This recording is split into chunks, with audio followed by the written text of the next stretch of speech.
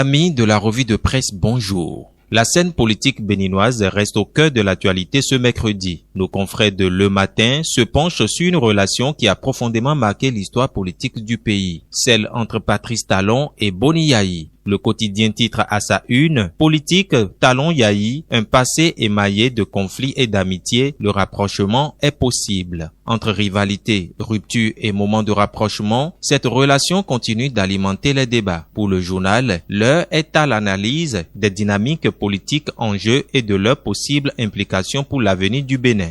Dans le même registre, la situation interne du parti Les Démocrates fait couler beaucoup d'encre. Boni Yayi et les démocrates, un mariage forcé, s'interroge la Nouvelle Tribune. Une question qui traduit les tensions perceptibles au sein de la formation politique. Pendant ce temps, Matin Libre pose une interrogation plus large sur l'état de la scène politique. Que reste-t-il encore de l'opposition? Toujours sur le terrain politique, Gaskiani Info avance une hypothèse qui pourrait rabattre les cartes. Et si les démocrates soutenaient Wadayi? Une éventualité qui, selon le journal, pourrait profondément modifier l'équilibre politique à l'approche des prochaines échéances. Justement, la présidentielle de 2026 cristallise désormais toutes les attentions. L'informateur met en lumière les deux grands axes qui structurent la bataille électorale. D'un côté, le candidat de la mouvance Romuald Wadayi défend le thème de la continuité s'appuyant sur le bilan de la gouvernance du président Patrice Talon. De l'autre côté, Paul Ronquet appelle à rebâtir la fierté béninoise. Le quotidien résume cet affrontement idéologique à sa manchette « Présidentielle 2026, la continuité ou la fierté rebâtie ». Dans la même dynamique, la boussole parle déjà de la grande bataille pour la succession de Patrice Talon à la tête de l'État. Pendant que la politique occupe le devant de la scène, d'autres sujets retiennent également l'attention de la presse.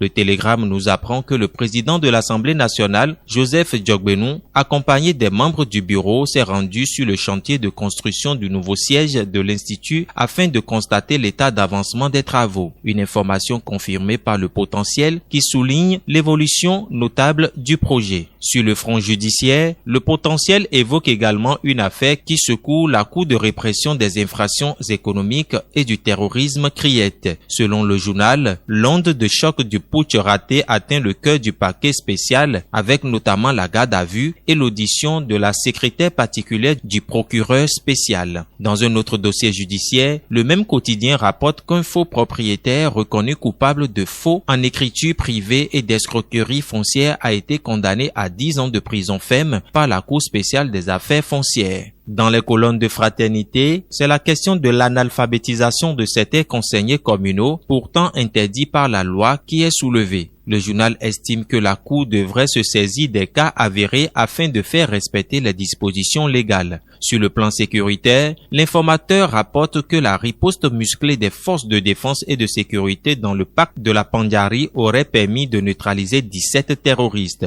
Enfin, sur le plan économique, Décryptage Info s'intéresse à l'évolution des prix au Bénin. Selon le bulletin de l'Institut national de la statistique et de la démographie, publié le 9 mars 2026, le niveau général des prix est resté globalement stable en février 2026. Toutefois, derrière cette stabilité apparente, le journal note des évolutions constatées entre les produits locaux, les biens importés et certaines dépenses structurelles des ménages. Fin de la revue de presse. Merci de votre attention.